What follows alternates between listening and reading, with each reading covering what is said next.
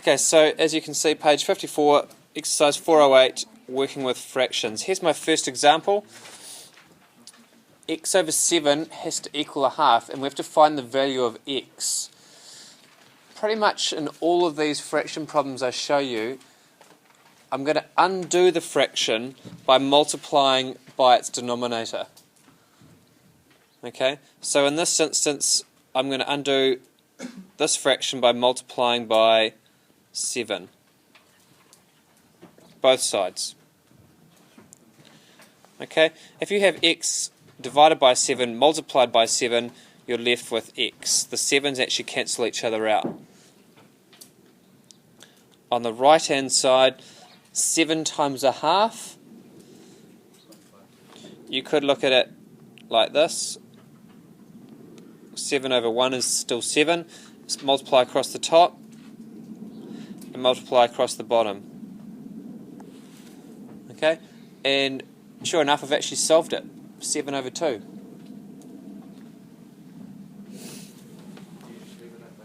Yeah. You could write 3.5 in this case. But anywhere where there's lots of if there were lots of decimals and I had to round it, I would leave it as a fraction.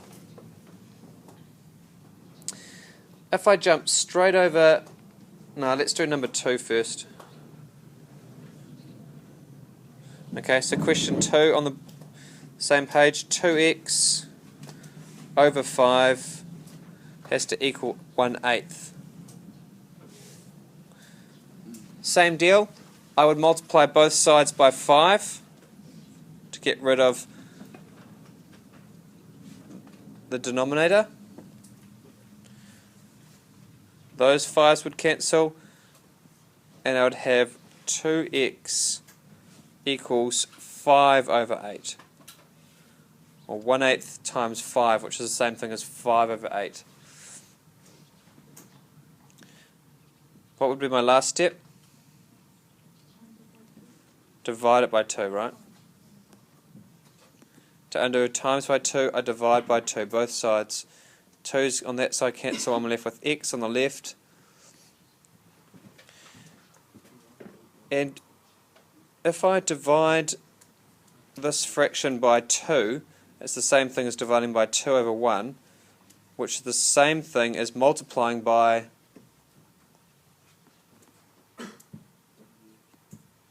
what? Remember, when you divide a fraction, you multiply by its reciprocal? Do you remember this? So divide by 2 is multiplying by half.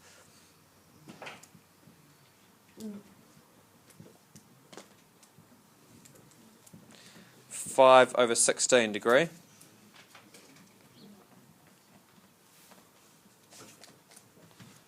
And I can't simplify that fraction anymore. I would leave it like that. X is 5 over 16.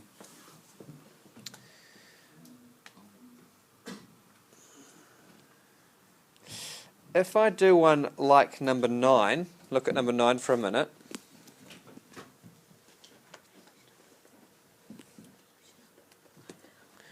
Three x over 5 minus 1 has to equal 2.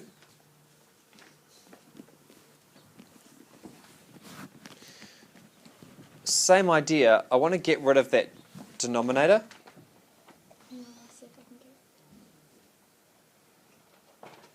That's an x, by the way, 3x.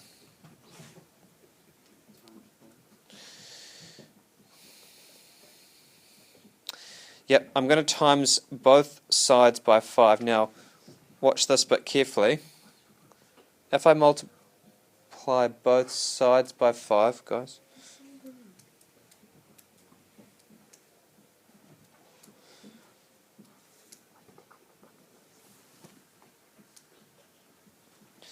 then the 3x becomes by itself, because 3x divided by 5 times by 5, that gets rid of the 5. But don't forget, the minus 1 should still be multiplied by 5.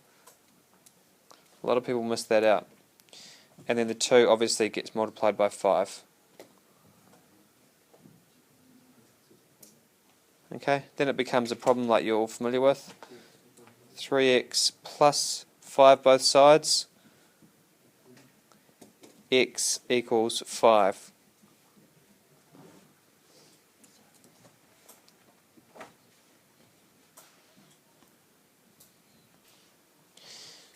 So question 10, 1 over x plus 2 equals 3. Again, I want to get rid of the fraction. To get rid of a fraction, we always multiply by its denominator. So in other words, I'm going to multiply both sides by x plus 2. Multiply the left by x plus 2, multiply the right by x plus 2. On the left, I'm just left with 1, because that one will cancel that one. And on the right, I'm left with 3x plus 2. Expanding.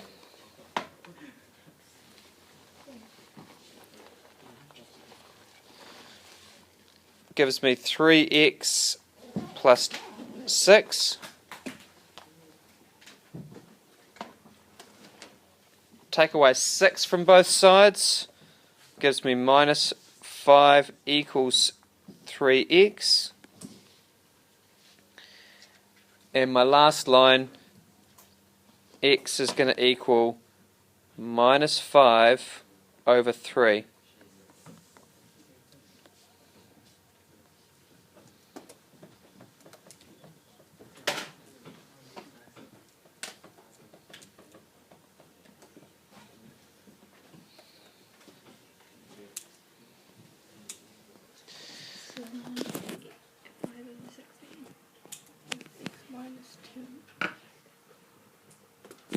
Thank you. Minus 2.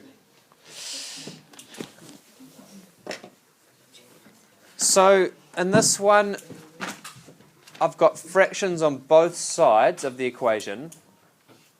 I'm now going to, same principle, multiply out by the denominator, right? So if I do the same thing to both sides, like multiply, say, x plus 1 both sides. Okay, if you do the same thing to both sides, the equation stays in balance, right? What that will do is it will cancel on the left, and on the left I've just left with 4. On the right, I've got to put that x plus 1 in somewhere, and it will go on the top. It'll become 2x plus 1, still over x minus 2.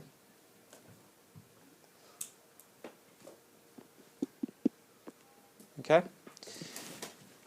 Now on the right hand side, I will want to get rid of the fraction again.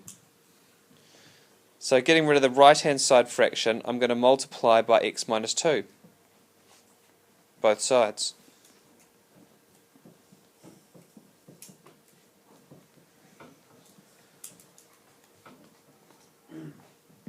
So the left hand side now will look like this, 4 multiplied by x minus 2.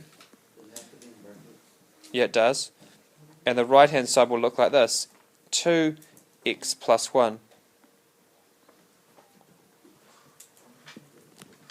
Okay? And to solve it, now this is the one you asked me about. It's got x's on both sides, so I'm going to have to collect those x's together. Okay? And yes, we would expand now. And we'd get 4x minus what? 8. So you're running out of room. I'm right, you're right. X minus 8.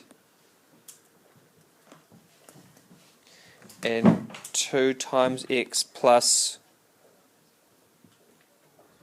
2. Because 2 times 1 is 2. Next line, I'm going to collect x's on the left hand side, and that's, I always do that well, I don't always do that. I collect x's where there are more of them. So take away 2 from the right, take away 2 from the left. Okay, that's my operation. Take away 2x, take away 2x. The x's on the right hand side go, and I'm left with 2x minus 8 equals 2. Is that alright? 2x minus 8 equals 2.